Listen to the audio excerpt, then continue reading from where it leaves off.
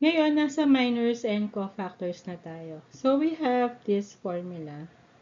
So, we have this matrix A, tapos I rows and J columns. This is our cofactors. And then, this one is part ng matrix. It is nasa loob ng matrix, I rows and J columns. Mamaya, I will provide an example. And then, this is equals to this part. So, this part will provide us yung sign ng determinants natin. And this part naman is the minors, kung saan this is the sub-matrix. We need to get the determinants of this minors or the sub-matrix. Okay, so let's have an example. To get the minors and cofactors nito matrix A, we can choose to expand this first row. So, let's write it. To get the determinants of matrix A, we can expand sa first row. It means 2 times A first row, first column, plus 1 times A first row, second column, plus 1 times A first row, third column. Now, we have to calculate yung cofactors ng A first row, first column, A first row, second column, and A first row, third column. Para sa A first row, first column, we need to remove yung first row, this one, remove this, and first column to be able to get yung minor na first row, first column. So, ang matitira dito is this submatrix. So, after removing the first row, first column, we need to get the determinants nitong submatrix. To get these determinants, we need to multiply the main diagonal at yung other diagonal.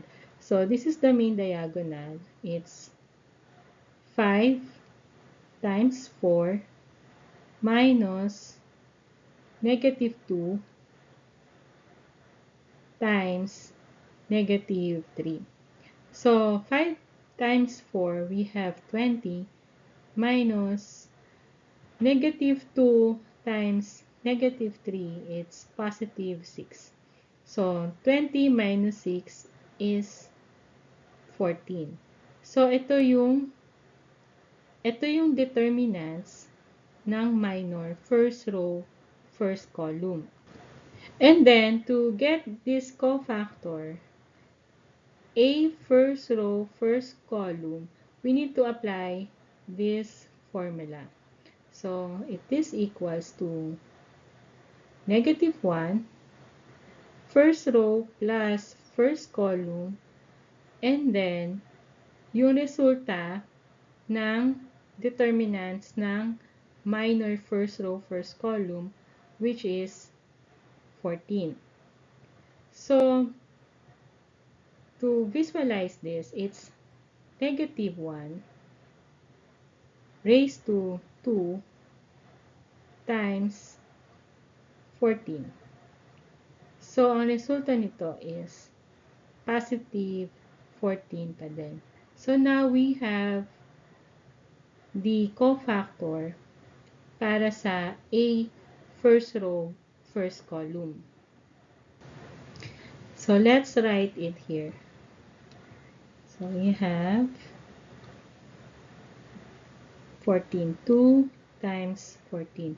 Next is, kunin naman natin yung A first row, second column. So, repeat the process. A first row, second column is equal to deleting the first row and second column. So, let's rewrite it para madaling ma-visualize. We have now 0, -2, 1, and 4. And now we have our minor. So, this is our minor first row, second column. And we need to get its determinants. So, we now have 0 times 4 minus -2 times 1. 0 times 4 is 0 minus -2 times 1, it's -2. So, the result is +2. And then we apply the formula. So, A first row, second column is equals to -1, 1 plus 2, and then yung determinants ng minor M first row, second column, which is 2. So, this will be -1 raised to 3 times 2. So, this is negative times positive, which is equals to -2. So, ang determinants ng A first row, second column is -2. So, now let's write it here. This is -2. Now, let's compute for the cofactor na A first row, third column. So, again, let's repeat the process. We have A first row, third column, which is equals to the minor na let's delete first row, third column. So, ang resulta nito is this submatrix. And to get the minor na first row, third column, we need to get its determinants. So, let's write 0, 5, 1, -3. So, 0 times -3 minus 5 times 1.